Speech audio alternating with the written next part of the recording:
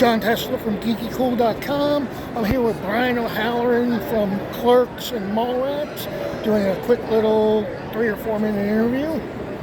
How you doing, Brian? What's going on? Good to see you.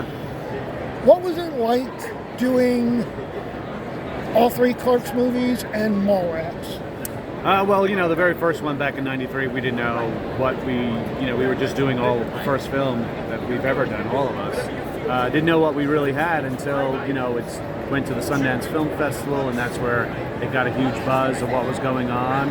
And then after that, we got to do Mallrats with Universal Studios and work with people like Shannon Doherty and Ben Affleck, who wasn't Ben Affleck at the time, so to speak, Michael Rooker, and a whole bunch of other great people, which then led into, Chasing Amy, Dogma, and then Kevin wanted to do a Clerks 2 after he had done Jersey Girl. And when we got back, that was like 11 years later, we got to do the Clerks 2. A lot of fun, bringing in Rosario Dawson, of course, and Jason Lee, and a few other people that we had worked with before. Was a lot of fun. And then it took about a good 15, 16 years later to do Clerks 3, where we kind of tie everything up in a nice little bow. And it was weird. This time around, it was weird being in the same store, in the same place that we started the first film. If you told me that, hey, in 28 years or 29 years, you'll be back in the same place saying the same things all over again, I would like, shoot me now. But it turned out it was really, really fun. I know you just did a slumber party viewing at Kevin's Theater in Atlantic Highlands. Yeah, Kevin Smith bought his childhood movie house that him and his dad and his family used to go see movies at in Atlantic Highlands, New Jersey. It was called the Atlantic Cinemas. So he bought that, turned it into the SMOD with a bunch of other partners, might I add. And they turned it into SMOD Castle Cinemas. So it's a 5-screen theater, the largest being a 300-seat theater, and then the other ones are like 150 and 200 and another smaller ones. But he's been having events almost every weekend because he's got to pay bills. Now he's an owner of a theater. He doesn't just make movies anymore. So he's trying to fill seats. So just a couple of weeks ago rather, we did a Clerks open all night screening, which was screenings of the first one, the second one, and the third one, with Q&As and auctions in between each one. Started at 11 o'clock at night, went till 7 in the morning, and then we offered them breakfast in the Jerseyest way we could, bagels. Okay. Kevin's appearance has changed. He's lost a lot of weight. Oh, yeah.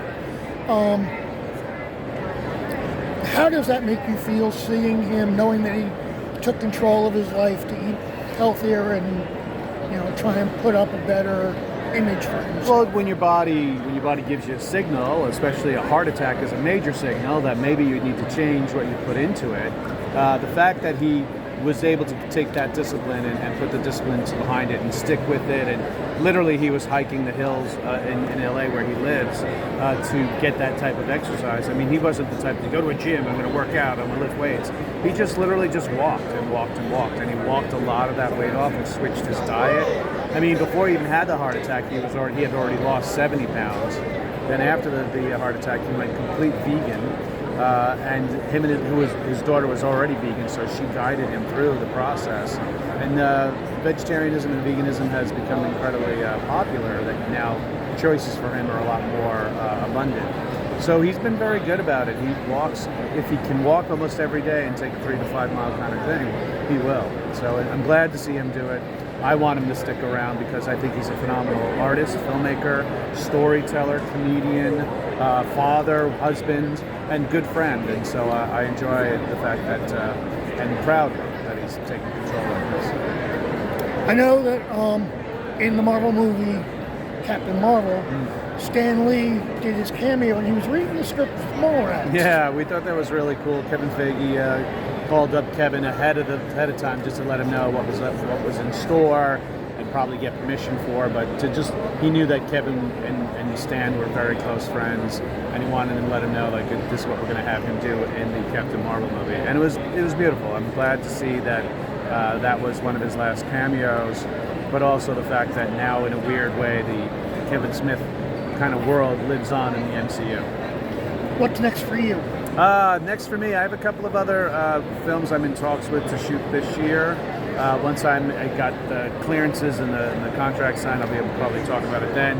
Otherwise, you'll see me out at the Comic-Con circuit. I'll still be out here. People are coming up to me, giving us their opinion about what they thought of Clerks 3, which has been a lot of fun. And hanging out with some really great people like what they're doing here.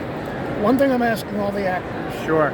is, what's your biggest piece of advice to somebody starting out? My biggest piece of advice to people who want to start out in this industry, especially as an actor, is do the work. Be on time. Go to places early. Do the research behind characters. Don't take it lightly.